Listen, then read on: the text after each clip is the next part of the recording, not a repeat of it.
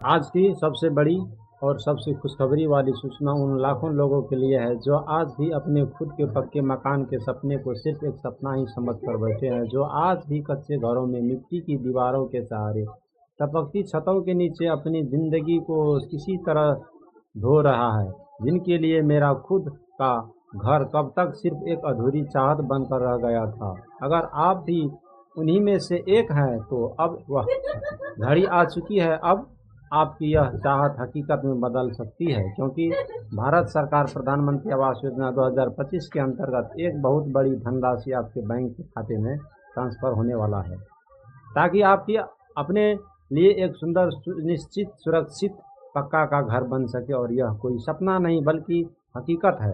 अब सरकार इस योजना को और भी अधिक तेज गति से लागू करने जा रहा है और इस बार कुछ नए नियम और शर्तों के साथ इस योजना को पूरे देश में प्रभावी बनाकर लागू करने जा रहे हैं। अगर आप इस योजना का लाभ लेना चाहते हैं तो यह जानकारी आप लोगों के लिए है।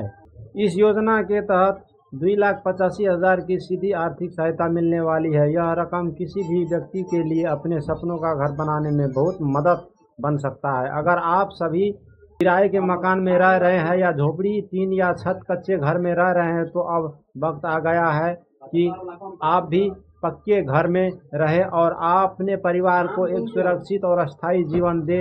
यह योजना भारत के सभी राज्यों और केंद्र शासित प्रदेशों में लागू की जा सकती है और अब यह किसी भी विशेष वर्ग का क्षेत्र के लिए नहीं बल्कि हर उस ज़रूरतमंद व्यक्ति के लिए है जिसके पास अभी खुद का पक्का मकान नहीं है। इस योजना में महिला, पुरुष, युवा, बुजुर्ग सभी वर्गों को आवेदन करने का समान अधिकार दिया गया है और उम्र सीमा नहीं रखी गई है। अगर आपके पास कोई पक्का मकान नहीं है तो आप भी इस योजना के लिए पात्र है, लेकिन सरकार ने यह सुनिश्चित करने के लिए कुछ महत्वपूर्ण शर्तें भी तय की है ताकि किसी व्यक्ति इसका लाभ ले सके जिन्हें सच में ज़रूरत है। अगर आपने पहले कभी प्रधानमंत्री आवास योजना का लाभ नहीं लिया है, आपके पास कोई 4 पहिया वाहन जैसे कार, ट्रैक्टर या बस नहीं है, आप सरकारी नौकरी में नहीं है और आपकी मासिक आय 15,000 से अधिक नहीं है,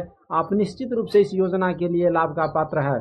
सरकार यह देखना चाहता है कि जिस व्यक्ति को आर्थिक सहायता दी जा रही है वह वाकई में इस सहायता का वास्तविक हकदार है या नहीं।